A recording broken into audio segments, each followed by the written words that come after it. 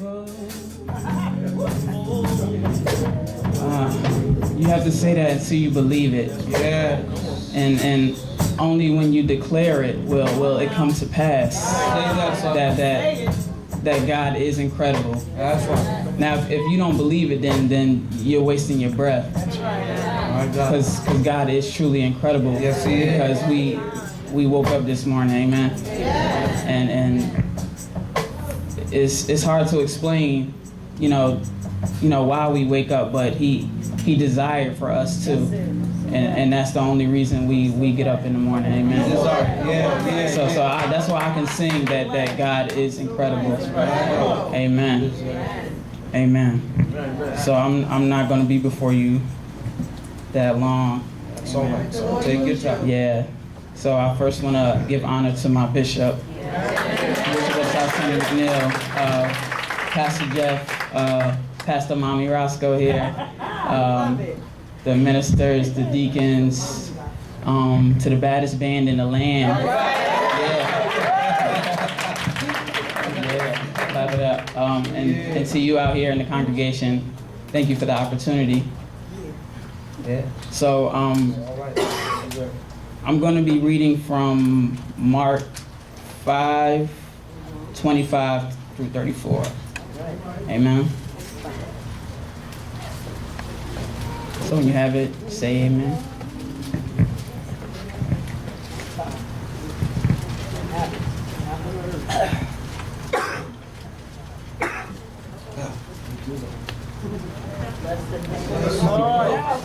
Hallelujah. Right. All right.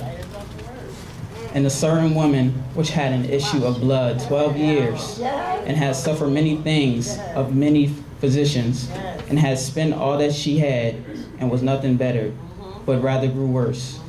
When she had heard of Jesus, came in the press behind, and touched his garment. For she said, if I may touch but his clothes, I shall be whole.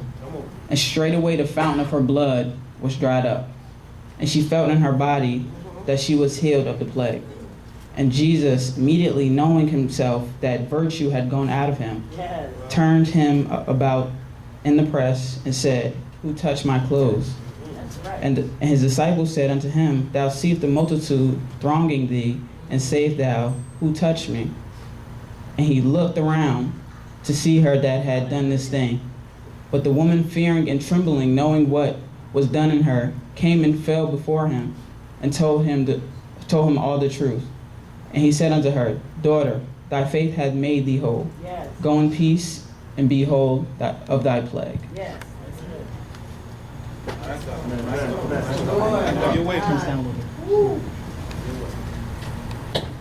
Amen. You may be seated. So if I had to give you a subject matter, it would be, I got you. I got you. That was my subject matter, I got you. So I'm gonna give you a little background of before this incident happened. Jesus was approached by a man named Jairus. Yeah, he was a ruler in a synagogue of Capernaum. And through my studying, that's where Jesus lived. He lived in Capernaum, but he did his works around the city of Capernaum. So this ruler, he ran up to Jesus begging for Jesus to come in and heal his daughter, who was basically on her deathbed. So Jesus went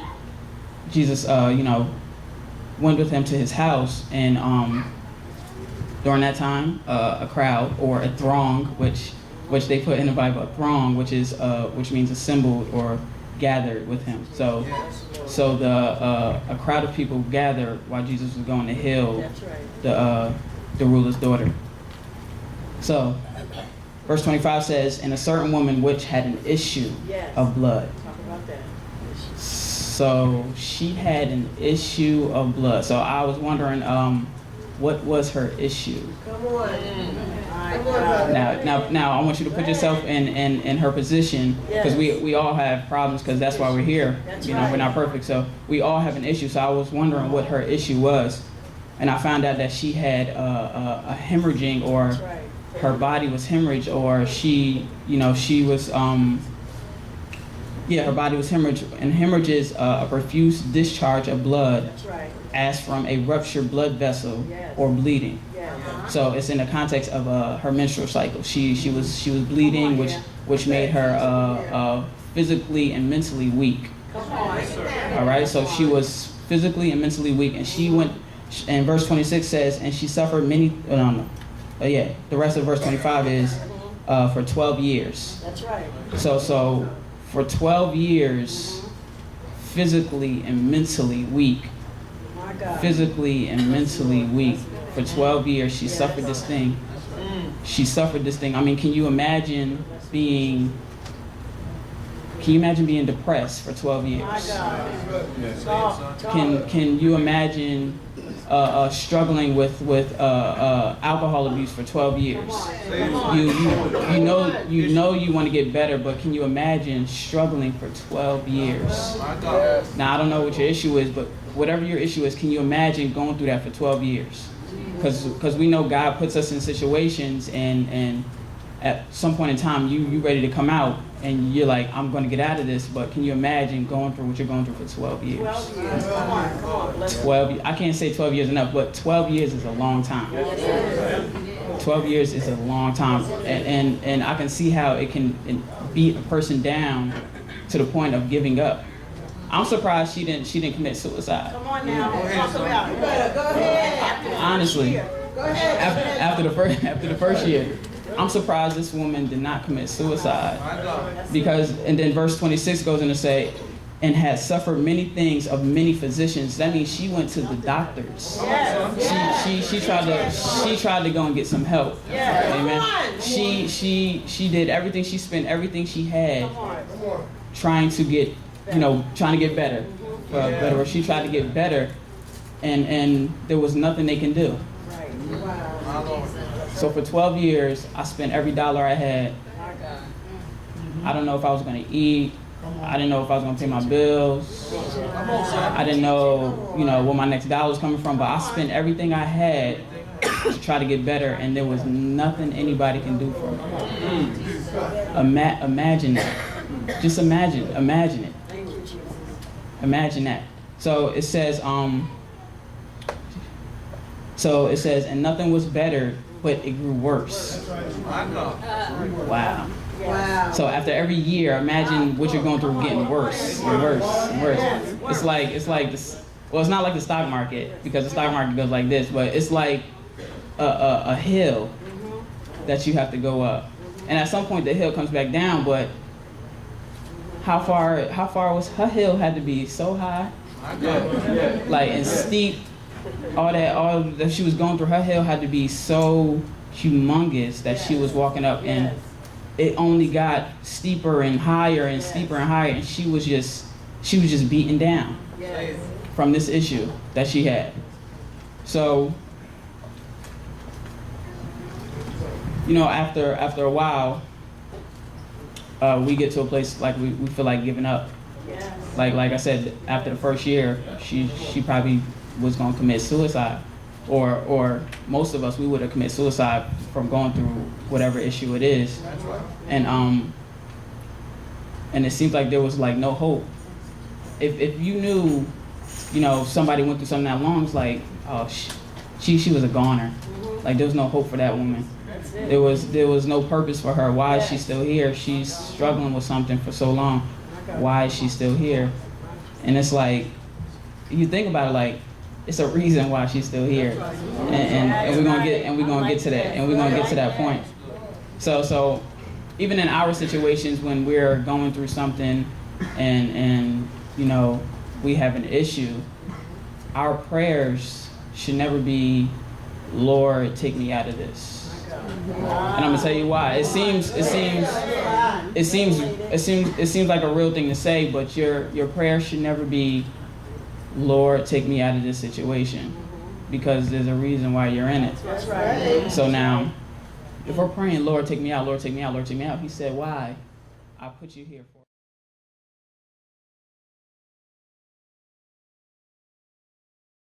So when I read virtue, I was like, what do you mean virtue? It meant power. Come on. Power had left Jesus, That's right. and he felt it. And then he's like, he turned about him in the press, and he said, who touched my clothes?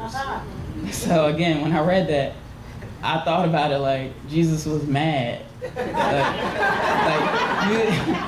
you step on somebody's shoes, you like, who stepped on my shoes? Like I just bought these shoes, and you gonna go ahead, who stepped on my shoes?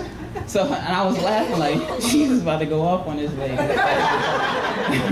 He about to go off on this lady for touching him. So he said, who touched my clothes? But then I read further down, and I realized the context is a little different. I had to read the rest because I was like, oh, Jesus is about to get her. And, the disciples said unto him, thou seest the multitude thronging thee. Meaning thou seest the crowd. I read in my student Bible, it said, it's like the disciples turned and said, Jesus, the crowd of people, how are we supposed to know who touched it? That's what they basically said. They said, Jesus, like, I don't know. Like, how are we supposed to know who touched you? It's so many people around you right now. It's so many people. I was like, okay, they might get it later. And then again, Jesus said, who touched me? And so mind you, this lady's creeping, so she probably on her. She creeping, so she probably like crawling on. And so that's why they didn't see her, because she was on the ground crawling. And he looked around about to see her that done this thing. But the woman fearing and trembling.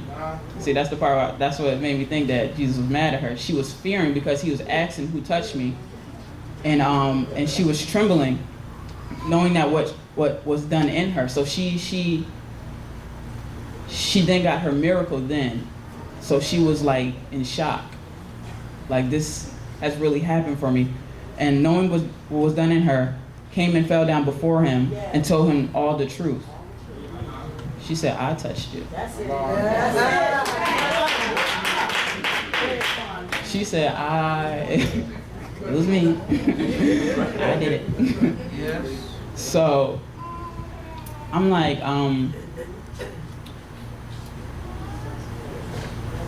yeah, I said, so Jesus wasn't mad, but he was at a point where he said, who believed enough? That's good, Antoine. That's good. That is good. Who believed enough to reach out for me without telling me their need That's good.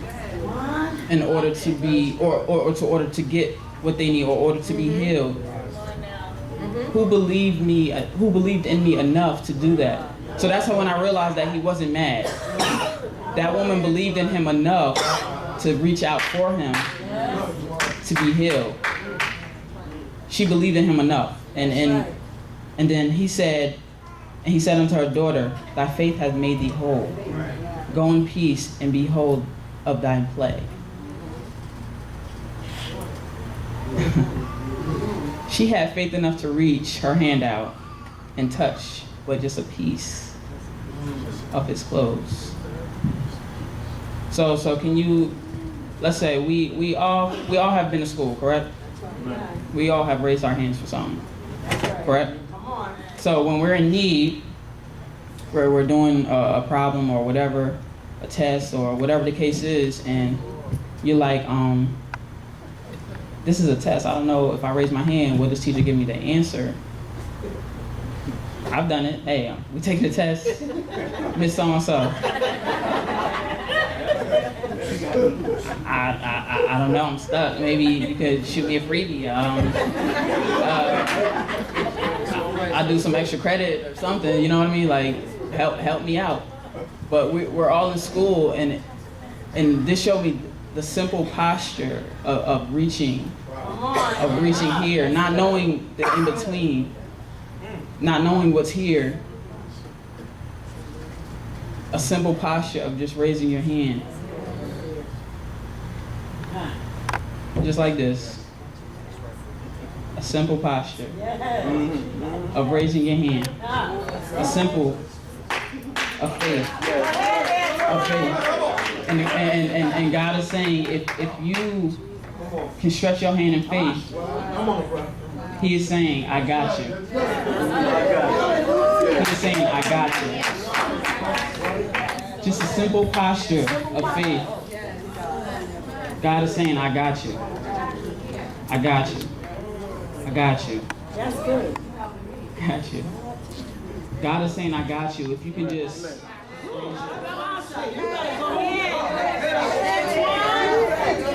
God is saying, I got you. This woman suffered for 12 years. All she did was this. This is so easy to do. Go ahead, son. On a regular day. Go ahead, son. Regular.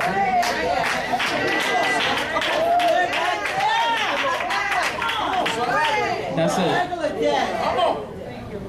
God is saying, if you have faith enough and you believe in me, I got you. He got you. Have faith and believe.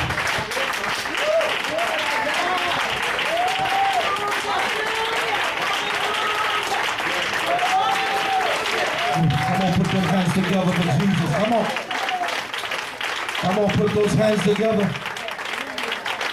Come on, that don't sound like enough. Come on.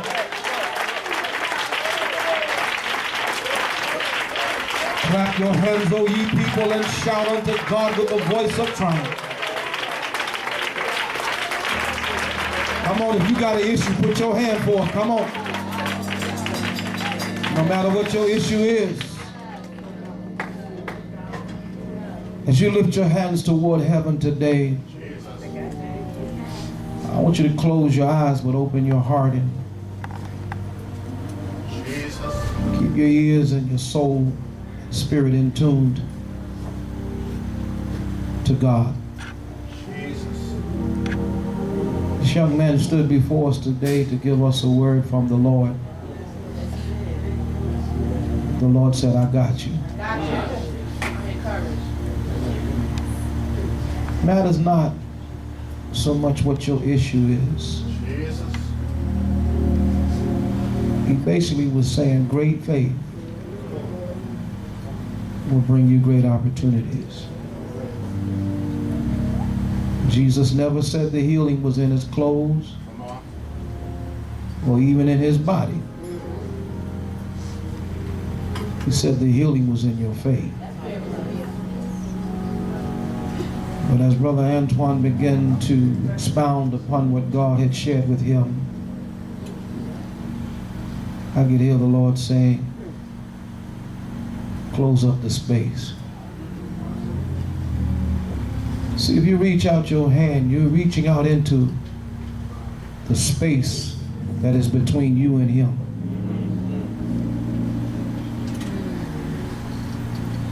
You reach out your hand. You say, even if you don't touch me, you reach anyway.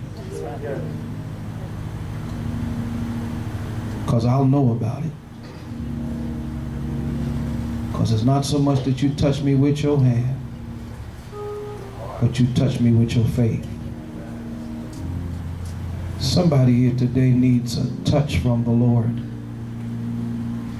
I invite you to come down to this place called the altar. And let's bring our faith with us and see if we can't close the gap between where we are and where we need to be. You're here today and you're willing and you have a determination to close that gap between you and the Lord. Start walking this way and don't stop till you get here to this place called the altar. And let's close the gap. Jesus says, come. See, you got to do something. He's right.